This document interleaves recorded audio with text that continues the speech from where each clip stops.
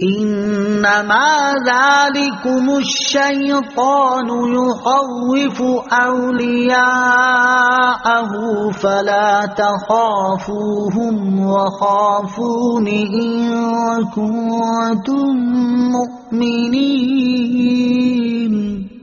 ترجمہ: بے شک وہ تو شیطان ہی ہے جو اپنے دوستوں سے ڈراتا ہے، تو تم ان سے نہ ڈرو اور مجھ سے ڈرو اگر تم ایمان والے ہو۔ انما ذالکم الشیطان، بے شک وہ تو شیطان ہی ہے۔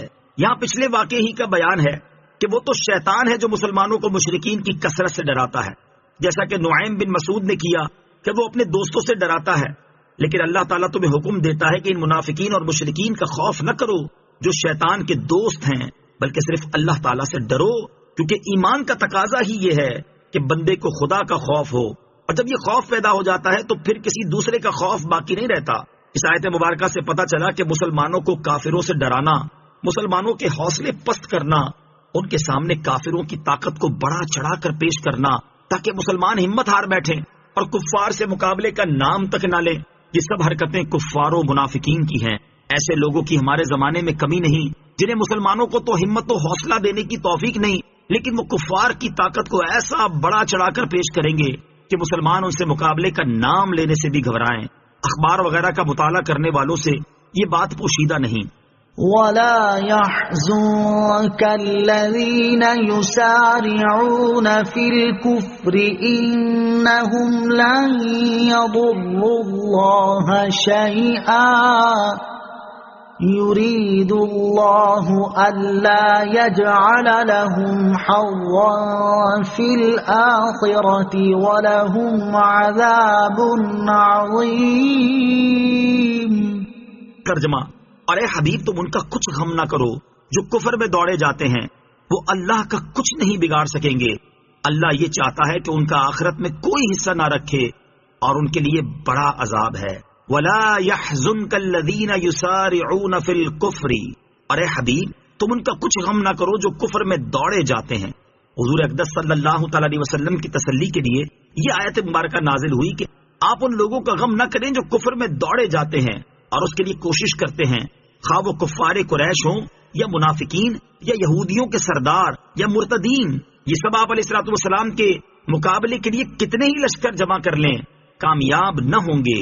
اور ان کے حق میں اللہ تعالیٰ یہ چاہتا ہے کہ قیامت کے دن لوگوں کو ملنے والے ثواب میں ان کا کوئی حصہ نہ رکھے، اسی لیے اس نے انہیں ان کے کفر و سرکشی میں بھٹکتا چھوڑ دیا، اور ان کے لیے اخروی ثواب سے مکمل طور پر محرومی کے ساتھ ساتھ جہنم کا بڑا عذاب بھی ہے۔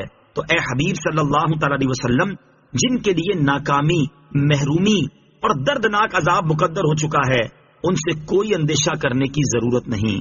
ان الذين اشتروا الكفر بالإيمان لن يضروا الله شيئا ولهم عذاب أليم۔ ترجمہ: بے شک وہ لوگ جنہوں نے ایمان کی بجائے کفر اختیار کیا وہ ہرگز اللہ کا کچھ نہیں بگاڑ سکیں گے اور ان کے لیے دردناک عذاب ہے۔ ان الذين اشتروا الكفر بالإيمان، بے شک وہ جنہوں نے ایمان کے بدلے کفر اختیار کیا۔ ارشاد فرمایا کہ وہ منافقین جو کلمہ ایمان پڑھنے کے بعد کافر ہوئے، یا وہ لوگ جو ایمان پر قادر ہونے کے باوجود کافر ہی رہے اور ایمان نہ لائے، یہ اللہ تعالیٰ کا کچھ نہ بگاڑ سکیں گے بلکہ ان کے کفر کا وبال انہی کے سر آئے گا۔ وَلَا يَحْسَبَنَّ الَّذِينَ كَفَرُوا أَنَّمَا نُمْلِي لَهُمْ خَيْرٌ لِأَنفُسِهِمْ إِنَّمَا نُمْلِي لَهُمْ لِيَزْدَادُوا إِثْمًا وَلَهُمْ عَذَابٌ مُهِينٌ۔ ترجمہ: اور کافر ہرگز یہ گمان نہ رکھے کہ ہم انہیں جو مہلت دے رہے ہیں یہ ان کے لیے بہتر ہے، ہم تو صرف اس لیے انہیں مہلت دے رہے ہیں کہ ان کے گناہ اور زیادہ ہو جائیں اور ان کے لیے ذلت کا عذاب ہے۔ وَلَا يَحْسَبَنَّ الَّذِينَ كَفَرُوا، اور کافر ہرگز یہ گمان نہ رکھیں، اللہ تعالیٰ عموماً فوری طور پر کسی گناہ پر گرفت نہیں فرماتا بلکہ مہلت دیتا ہے، اور دنیاوی آسائشوں کا سلسلہ اسی طرح چلتا رہتا ہے۔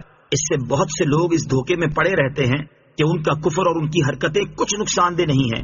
ان کے بارے میں فرمایا گیا کہ کافروں کو لمبی عمر ملنا، انہیں فوری عذاب نہ ہونا اور انہیں مہلت دیا جانا ایسی چیز نہیں کہ جسے وہ اپنے حق میں بہتر سمجھیں، بلکہ توبہ نہ کرنے کی صورت میں یہی مہلت ان کے گناہوں میں اضافے اور ان کی تباہی و بربادی کا سبب بننے والی ہوتی ہیں۔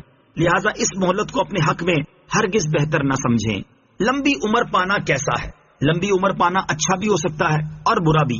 حضرت ابو بکرہ رضی اللہ تعالیٰ عنہ فرماتے ہیں، ایک شخص نے حضور پر نور علیہ الصلوۃ والسلام سے دریافت کیا کہ کون شخص اچھا ہے؟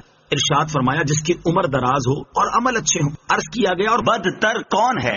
ارشاد فرمایا جس کی عمر دراز ہو اور عمل خراب ہوں۔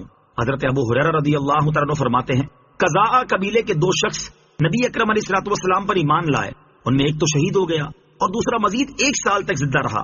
حضرت طلحہ بن عبید اللہ رضی اللہ تعالیٰ عنہ کہتے ہیں، میں نے دیکھا کہ بعد میں مرنے والا شہید سے بھی پہلے جنت میں داخل ہو گیا۔